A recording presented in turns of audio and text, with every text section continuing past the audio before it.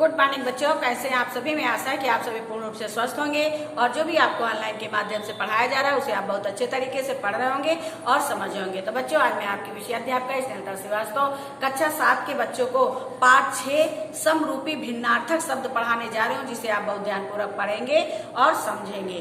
तो आइए हम आपको बताते हैं समरूपी भिन्नार्थक शब्द। समरूपी समान लगने वाले, भिन्नार्थक लेकिन अर्थ भिन्न भिन्न देने वाले हैं। सुनने में और पढ़ने में एक जैसे लग रहे हैं। सम का मतलब बराबर, पढ़ने और सुनने में एक जैसे लगते हैं, लेकिन उनमें थोड़ा से सूक्ष्म अंतर होता है। ठीक है, जैसे छोटी की मात्रा, बड़ी की मात्रा, हम दिशा अगर कहते हैं और दशा कहते हैं तो सूक्ष्म अंतर है, लेकिन इनके अर्थ बहुत अलग अलग होते हैं, अर्थों में बहुत परिवर्तन होता है। तो आइए हम आपको बताते हैं समरूपी भिन्नार्थक शब्द। कुछ शब्द प्रायः सुनने पढ़ने में समान लगते हैं, किंतु उनमें सूक्ष्म अंतर होता, बहुत थोड़ा से अंतर होता है, परंतु उनके अर्थ बिल्कुल अलग होते हैं। बहुत थोड़ा से, कहने और सुनने में थोड़ा से अंतर होता है, लेकिन उनके अर्थ बिल्कुल अलग अलग होते हैं। तो आइए हम आपको कुछ भिन्नार्थक शब्द बताते हैं। जैसे दशा, दशा दिशा, दशा दिशा। जरा से आपने गलती कर दी, ये दा यहाँ की छोटी की मात्रा न लगाई तो दोनों दशा हो जाएंगे, और यहाँ की छोटी की मात्रा लगा दी तो दिशा हो जाएगा। तो दशा और दिशा सूक्ष्म अंतर है, एक मात्रा का अंतर है। बाकी दा यहाँ लिखा, दा यहाँ लिखा, सा यहाँ लिखा, सा यहाँ लिखा, सिर्फ एक छोटी की मात्रा यहाँ पे लगी है, लेकिन देखिए दोनों के अर्थों में बहुत अंतर आ जाएगा। अब दशा, दशा और दिशा लिखा है, तो दिशा का मतलब होता है तारा। दिशा का मतलब क्या होता है? तारा। और दशा का मतलब होता है हालत। दशा का मतलब क्या होगा? हालत। और दिशा का मतलब होता है तारा। जैसे कहते हैं तुम्हारी क्या दशा हो गई है, तुम्हारी क्या हालत हो गई है, ठीक है, या तुम्हारी क्या अवस्था हो गई है। दशा माने अवस्था भी होता है, ठीक है। तुम्हारी क्या दशा है, तुम्हारी क्या हालत है, और दिशा, किस दिशा में तुम्हारा घर है या किस तरफ तुम्हारा घर है, ठीक है। तो दशा माने हालत होता है और दिशा माने तरफ होता है। फिर इसके बाद है कपट, कपाट। देखिए यहाँ पे कपट 3 अक्षर है, यहाँ पे 3 अक्षर है, लेकिन यहाँ पे पा में आ की मात्रा नहीं है, इसमें पा में आ की मात्रा है। कपट, कपाट, लेकिन दोनों के अर्थों में बहुत भिन्नता है, दोनों के अर्थ बहुत अलग अलग हैं। अब कपट, कपट माने होता है धोखा। कपट माने क्या होता है? धोखा। लोग कहते हैं इसने हमारे साथ बहुत कपट किया, बहुत धोखा किया। और कपाट माने बच्चों क्या होता है? दरवाजा। कपाट माने क्या होता है? दरवाजा। कपट माने धोखा और कपाट माने दरवाजा, ठीक है। आइए हम आपको और उदाहरण बताते हैं।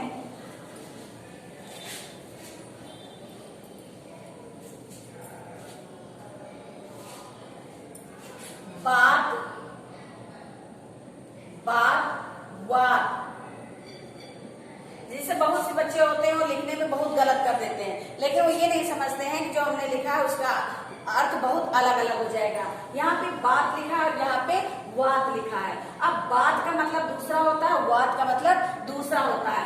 बात का मतलब होता है वार्तालाप, वार्तालाप या बातचीत। जो हम बातचीत करते हैं, आपस में एक दूसरे से बात करते हैं, कहते हैं कि वो क्या कर रहे हैं? बातें कर रहे हैं, वार्तालाप कर रहे हैं। और यहाँ पे वात, वात कहते हैं हवा को।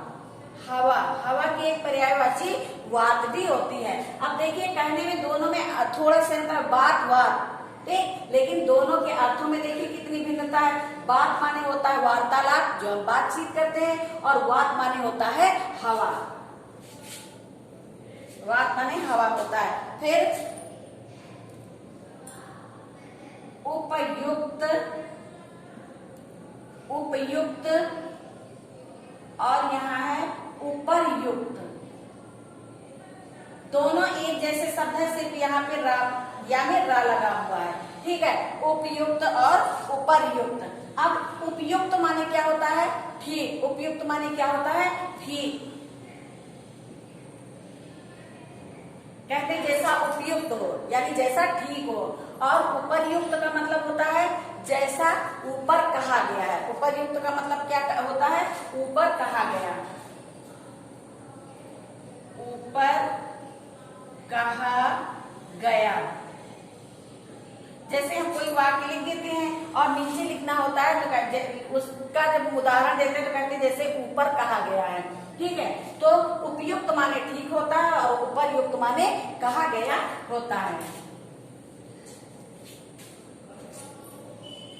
फिर है योग। योग और योग्य। योग और योग्य। अब योग माने होता है जोड़। योग माने क्या होता है? जोड़ या मेल। योग माने जोड़ भी होता है और मेल भी होता है। और योग्य माने होता है लायक। योग्य माने होता है लायक। जैसे कहते हैं कि तुम किस योग्य हो, तुम किस लायक हो। और योग माने जोड़। जब आप कोई सवाल लगाते हैं तो उसमें कहते हैं इसका योग ये हुआ, ठीक है। तो योग माने जोड़ और मेल होता है और योग्य माने होता है लायक। फिर इसके बाद है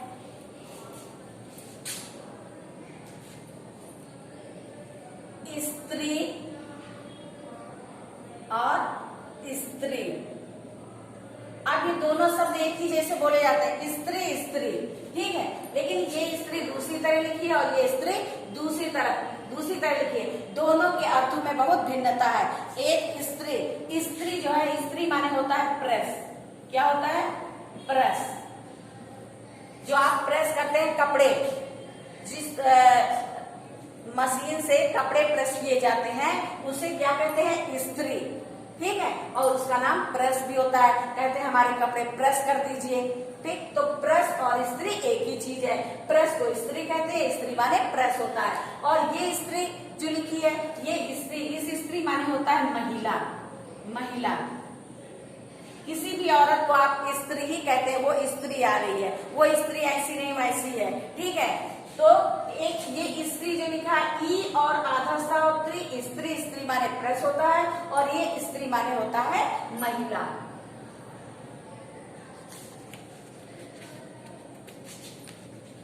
फिर इसके बाद है आदि।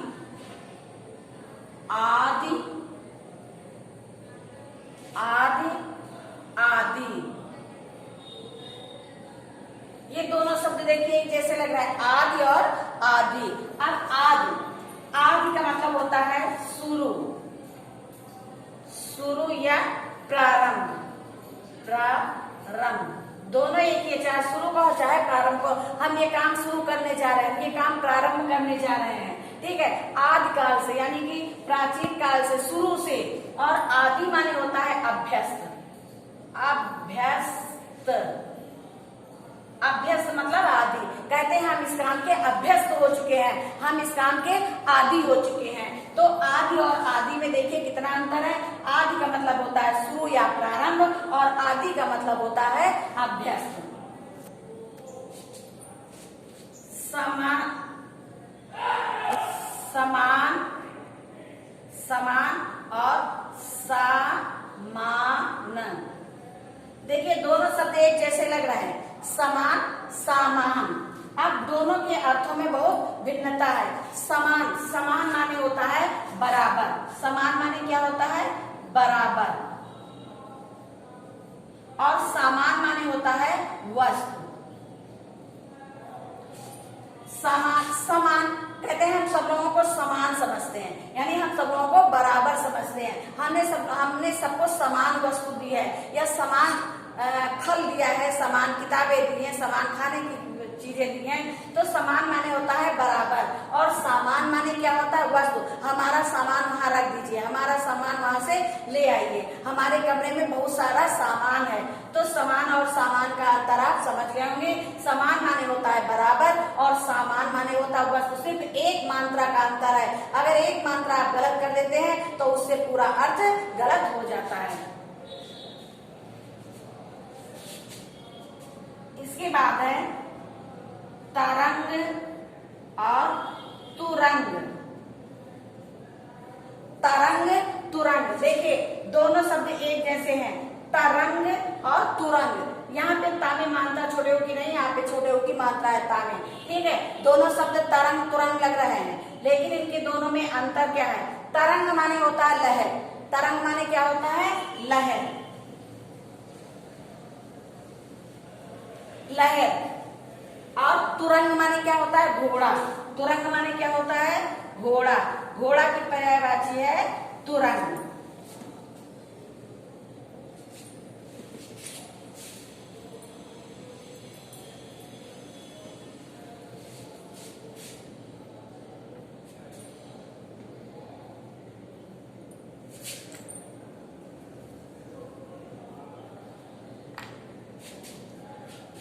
अब है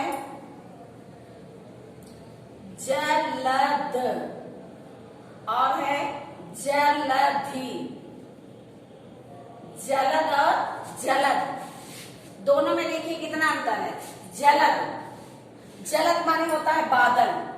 जलद माने क्या होता है? बादल। बादल की पर्यायवाची है जलद। बादल की पर्यायवाची जलद है। और जलद, जलद कहते हैं समुद्र को। जलद किसको कहते हैं? समुद्र को। अब जलद माने बादल और जलद माने समुद्र। फिर है अनल, अनल, अनिल। अनल और अनिल। अब देखिए दोनों शब्द अनल अनिल एक मात्रा का अंतर है, लेकिन इनके अर्थों में बहुत भिन्नता है, इनके अर्थ बहुत अलग अलग है। अनल माने होता है आग। अनल माने क्या होता है? आग। और अनिल माने क्या होता है? हवा। अनिल माने आग, अनिल माने हवा। अब एक चीज है, आप लोग जो है इसके अर्थों को याद करेंगे। ये नहीं कि नीचे ये है ऊपर ये है और कभी पेपर में आ गया तो आपने बस इसी तरह लिख दिया और हमने लिख दिया ऊपर अनिल और नीचे लिख दिया अनल, तो आपने पता चला कि अनिल माने आग लिख दिया और अनल माने हवा लिख दिया। नहीं, आपको इनके अर्थों को याद करना है, वो चाहे ऊपर हो चाहे नीचे हो। कभी कभी पेपर में बदल दिया जाता है, अनिल ऊपर लिख दिया गया और अनल नीचे लिख दिया गया, लेकिन आपने ऊपर आग और हवा लिखा है, याद किया है, तो वही आग और हवा लिख देंगे, आप इसके अर्थों को नहीं लिखेंगे।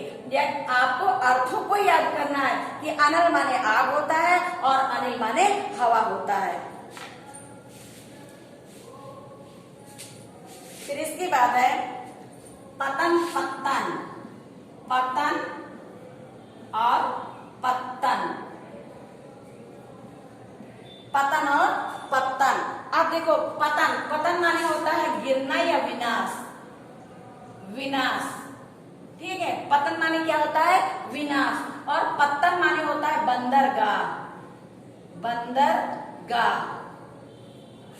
पतन कहते हैं तुम्हारा पतन हो जाएगा, जो लोग बुरे कार्य करते हैं उनका पतन हो जाता है, यानी उनका विनाश हो जाता है। और पत्तन कहते हैं बंदरगाह को, जहाँ पे समुद्री, जैसे आप लोग देखते होंगे कि जहाँ पे ट्रेन आती है तो रेलवे स्टेशन होता है, जहाँ पे बसें रुकती हैं वहाँ पे बस स्टेशन होता है, जहाँ पे हवाई जहाज रुकते हैं उसको हवाई अड्डा बोलते हैं। इसी प्रकार बच्चों समुद्री जहाज होते हैं, जहाँ पे दूर दूर देशों से समुद्री व्यापार होता है। समुद्री वाहनों से, जैसे समुद्र के जहाज होते हैं, स्टीमर होते हैं, ठीक है, बहुत बड़े बड़े जहाज होते हैं। तो ये जहाजों का जो अड्डा होता है उसको क्या कहते हैं? बंदरगाह। जो एक देश का जहाज दूसरे देश, मतलब जहाज एक देश से दूसरे देश जाते हैं, लेकिन वो जहाज जो है एक जगह पर रुकती हैं, उनका एक स्टेशन होता है, उसे बंदरगाह कहते हैं। फिर इसके बाद है अपेक्षा उपेक्षा। अपेक्षा उपेक्षा, अपेक्षा और उपेक्षा। अपेक्षा माने होता है उम्मीद। अपेक्षा माने क्या होता है? उम्मीद। उम्मीद का मतलब आशा। कहते हैं हम किसी से कोई अपेक्षा नहीं करते हैं, हमको किसी से कोई उम्मीद नहीं है, हमें किसी से कोई आशा नहीं है। और उपेक्षा माने होता है अनादर। उपेक्षा माने क्या होता है? अनादर।